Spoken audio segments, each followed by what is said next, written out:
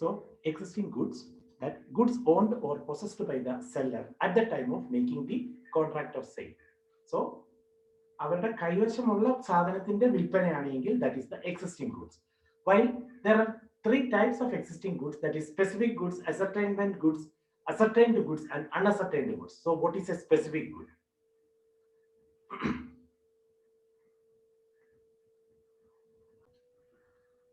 So ascertained goods, specific goods. Goods identified and agreed upon the time of making a contract or sale. For example, a particular car need to, or a specific car need to sell from by A to B. Based on that sale of the specific car, there is a transaction take place or a contract takes place. That is the specific goods. Then ascertained goods. These are the goods identified and agreed upon subsequent. What is that? Subsequent to the formation of the contract of sale. For example, if you are going to purchase a new car,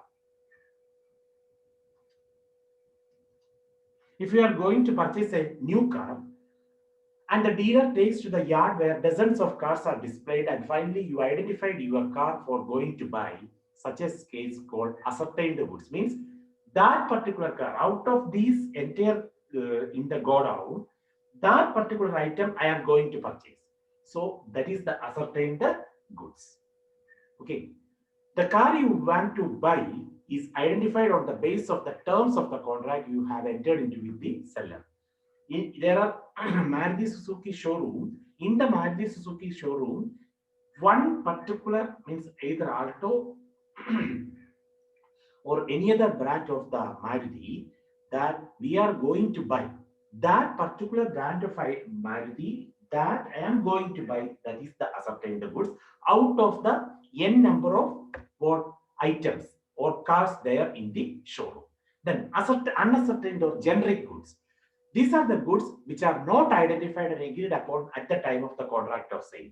These are goods which are defined by description only. For example, in the illustration above, when the dealer takes you to the yard where the cars are displayed, if you have agreed to purchase a car, any car you can purchase, because we are not in a decision or we are not in a position to take any one of the car. Means, in the sense means, we are not decided which car need to purchase. At the yard, then only you notified, even though it is a Maruti showroom, there are Zen is there, Wagoner is there, like that. Too many cars are displayed. Out of that, we are in a dilemma to decide which car need to purchase. So, that a case, that is the unascertained or generic goods are there. It is an agreement for unascertained goods. Which particular car you want to buy is not identified yet. We are not identified or decided regarding the purchase. So that is the case with regard to unascertained or generic goods. So listen, existing goods means on the basis of the existing items with us, we are making a contract of sale. That is the existing goods. It may be specific, it may be ascertained, it may be unascertained. Specific means particular item. ആ ഒരു particular ഐറ്റത്തിനെ concentrate ആണ് ചെയ്താണ് sale നടക്കുന്നതെങ്കിൽ that is the specific good. Ascertained means what? Example പ്രകാരമാണെങ്കിൽ നമ്മൾ ഒരു ഷോറൂമിൽ പോവുക, അവർ നമ്മളെ ഷോറൂമിൽ കാണിക്കുമ്പോൾ നമുക്ക് ഒരു വണ്ടി, നമ്മൾ വിചാരിച്ച വണ്ടി നമ്മൾ കണ്ടുപിടിച്ചുവെങ്കിൽ that is the ascertained. എന്നാൽ we are not decided or identified, that is the unascertained or generic goods. Next is future goods.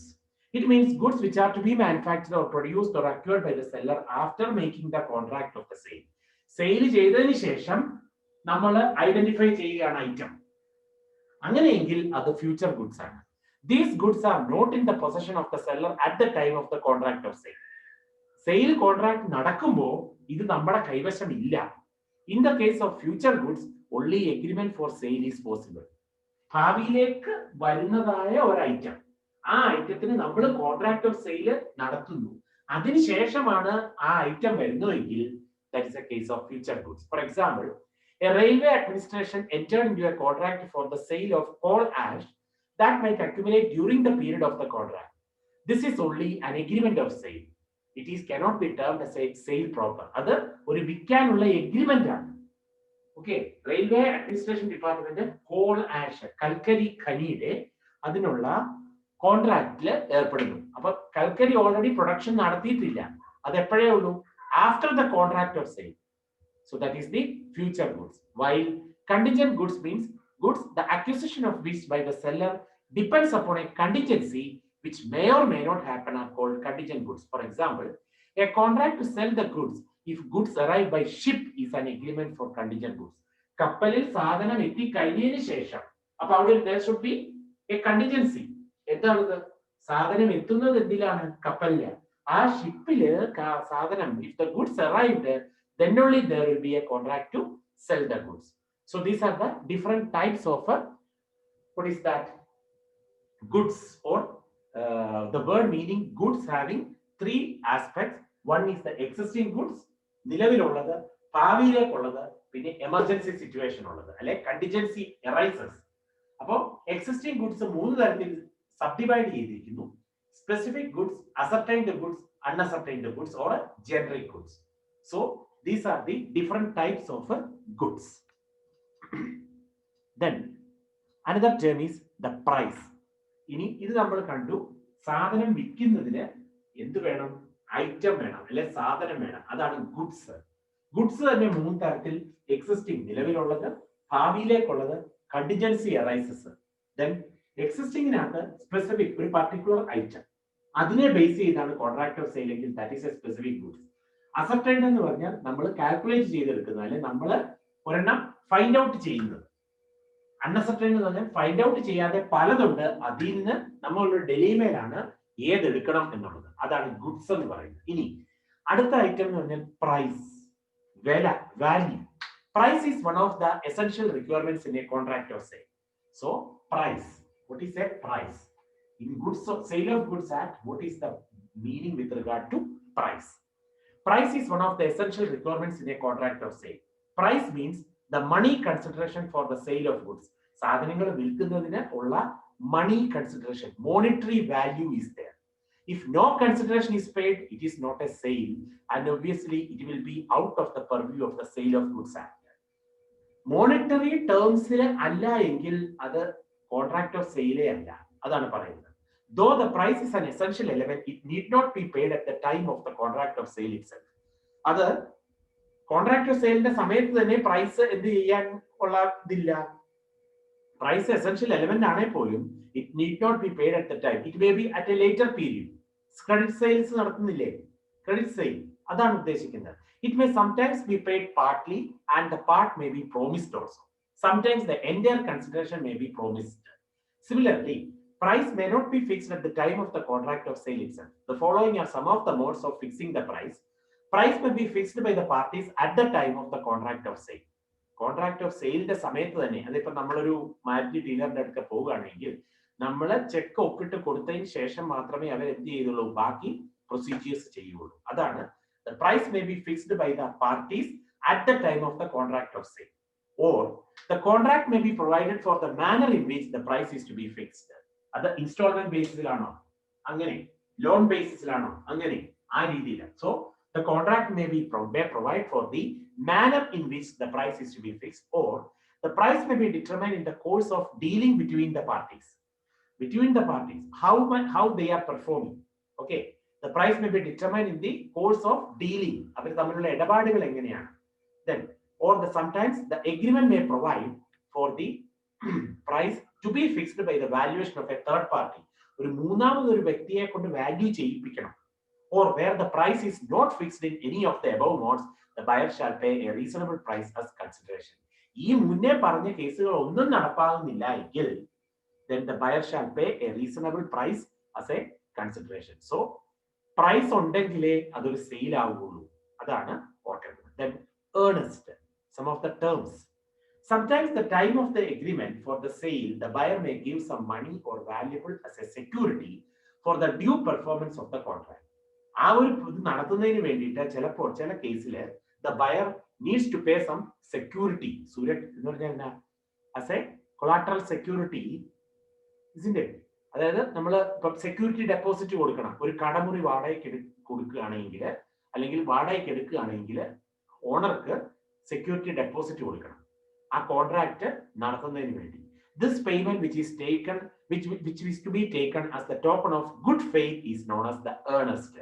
അങ്ങനെ കൊടുക്കുന്ന സെക്യൂരിറ്റിക്കാണ് എന്ത് പറയുന്നത്, earnest. അതായത് taken as a token of good faith. അപ്പോൾ എന്താ നമ്മളിൽ വിശ്വാസം ഉണ്ടാവുന്ന ഇത്രയും തന്നതല്ലേ, അപ്പൊ നമ്മൾ എന്ത് ചെയ്യുന്നു, ആ വ്യക്തിക്ക് തന്നെ ആ ഒരു കേസ് കൊടുക്കുന്നു. അതാണ് ഏർണസ്റ്റ് എന്ന് പറയുന്നത്. If the contract is performed by the payment made may be adjusted in that price. അത് ആ ഒരു കോൺട്രാക്ട് നടപ്പാക്കുന്നെങ്കിൽ നമ്മൾ കൊടുത്ത ഈ പ്രൈസ് ബാക്കി ഇതിലോട്ട് വരവ് വെക്കുന്നു, അഡ്ജസ്റ്റ് ചെയ്യുന്നു. If the buyer defaults in the contract the seller may forfeit the amount also. Buyer എന്ത് ചെയ്യുന്നു, if the buyer discharge or if the buyer defaults in the contract, fails to do so, വാങ്ങിക്കുന്നില്ല എങ്കിൽ അല്ലെങ്കിൽ ആ contract നടപ്പിലാക്കാനായിട്ടുള്ള contribution ചെയ്യുന്നില്ല എങ്കിൽ the seller may forfeit such a amount. കണ്ടുകിട്ടുന്നു. However, this concept of earnest has to be distinguished from the part payment. If the initial payment is intended as a part payment, the seller has no right to forfeit the amount and the seller may claim the damages, if any, through a court procedure. കോടതി മുഖാന്തരം സെല്ലർക്ക് claim ചെയ്യാം, compensation claim ചെയ്യാം, നഷ്ടം വന്നത്. Then another term is effect of destruction of goods. Destruction എന്ന് പറഞ്ഞാൽ നശിച്ചു പോകുന്ന.